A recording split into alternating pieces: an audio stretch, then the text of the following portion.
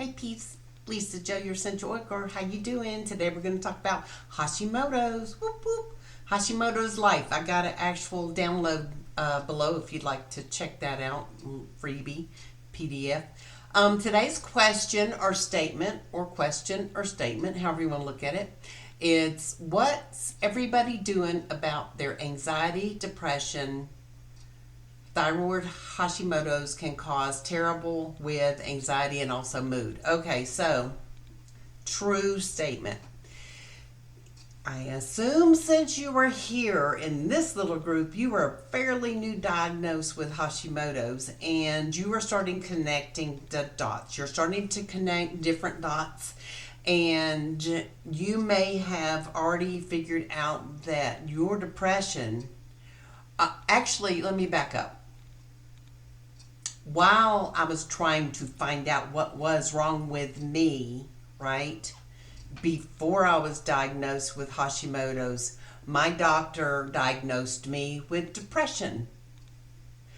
So there's I'm going to go 78.3% chance that through the course of the last 2 or 3 years, you have been diagnosed with depression. And then down the road, you have found out that, wait, you have Hashimoto's. Oh, so now you think you have two things. You think you have depression and now you have Hashimoto's. Y'all. Turns out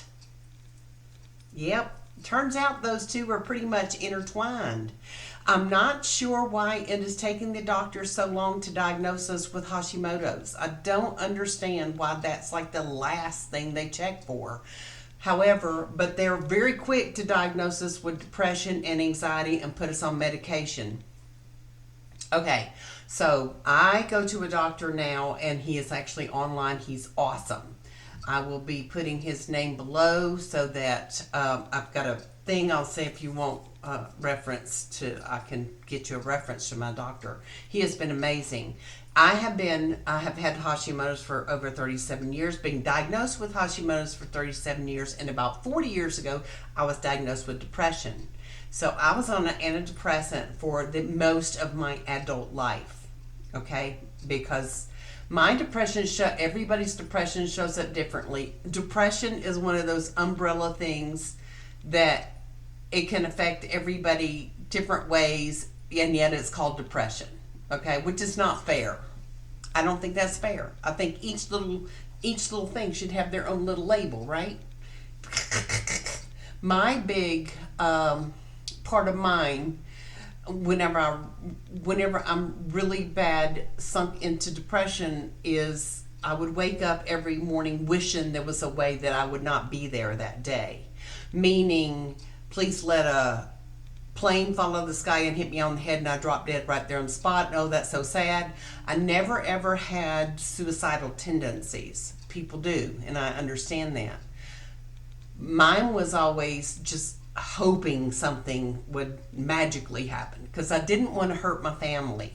I didn't want to be here anymore, but I didn't want to hurt my family because whenever you commit suicide, shall we say, you're not just taking your life, you are ruining everybody's life around you for years to come. And how selfish is that?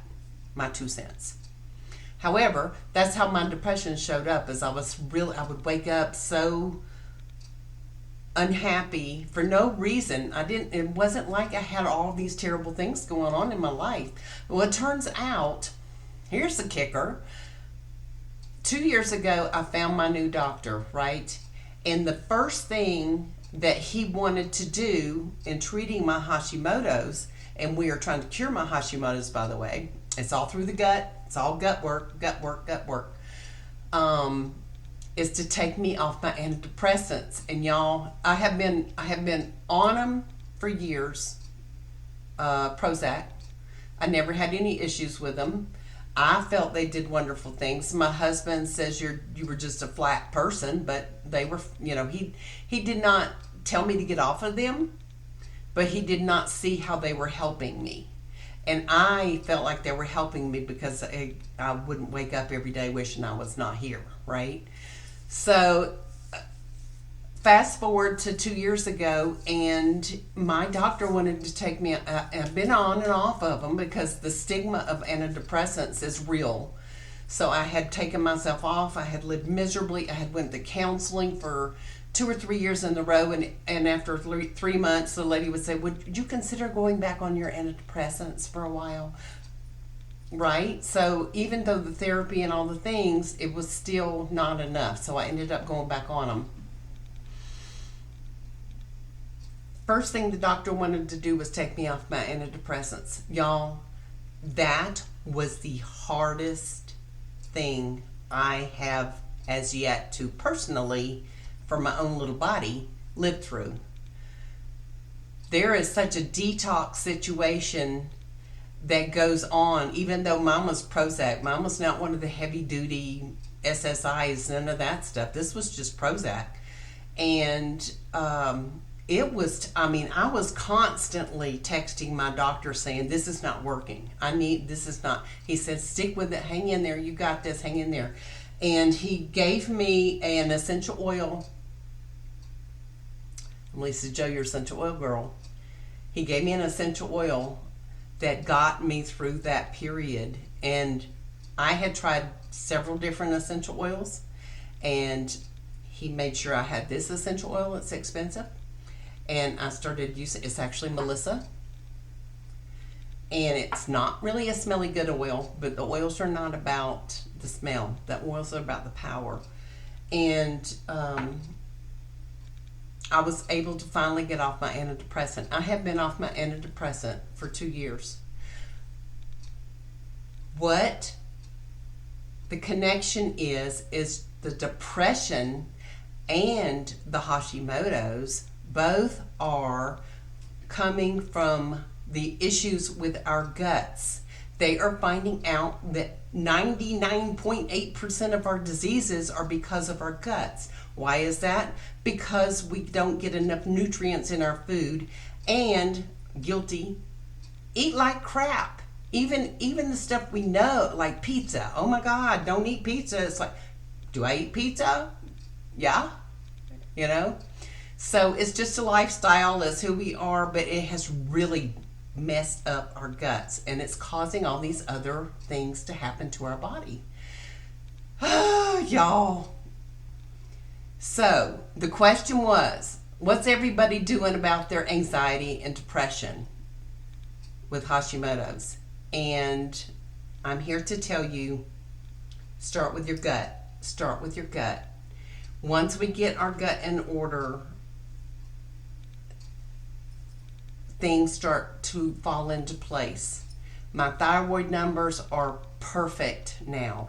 However, I still have the thyroid, the Hashimoto's antibodies. So we've pretty much cured my thyroid after 2 years, but we're still working on the Hashimoto's. We have this, guys. There is so much power in just learning little bits of knowledge along the way from each other, okay? I'm here to help. I would love to share with you which doTERRA supplements I'm using, and which is a great idea to get on some good vitamins, okay? And these, I'm not going to sell you on them. I'm just telling you they worked amazing for me. Amazing for me. And I'm also going to a doctor that has added different things in, but it's working. I'm off my antidepressant now, right? That's a big deal. The Hashimoto's is starting to slowly reverse. It's taking years. It took you, I would bet 37 years, guys. That's a lot of damage to the gut. So I'm here to tell you, if you'd like to chat with me, just download one of those freebie things. We'll connect that way. Or message me here. I will definitely reach out if you'd like to hear more of my story and the suggestions I have for you. It's totally up to you. Totally up to you. But I'm telling you, we got this.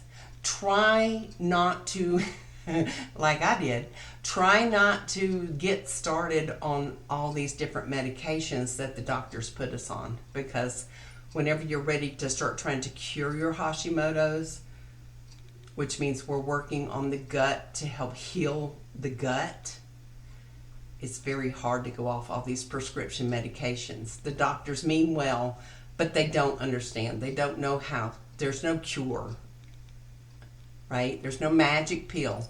It takes us working on us, and it starts with our gut. Watch what you eat. Get on some really good vitamins. Try some essential oils. I've got some essential oils that do powerful things. Reach out. Okay, that's all I got. So that's the answer to the question, how I am dealing with my anxiety and depression, which, knock on wood, I have been fine. I have had down days, but it's not the chronic depression that I have been living with that I had to be on a prescription for. So there is hope. We've got this. We've got this. I hope this helps. If not, I'm sorry. But if you stayed this long, yay. Love you guys. I'll check in soon. All right.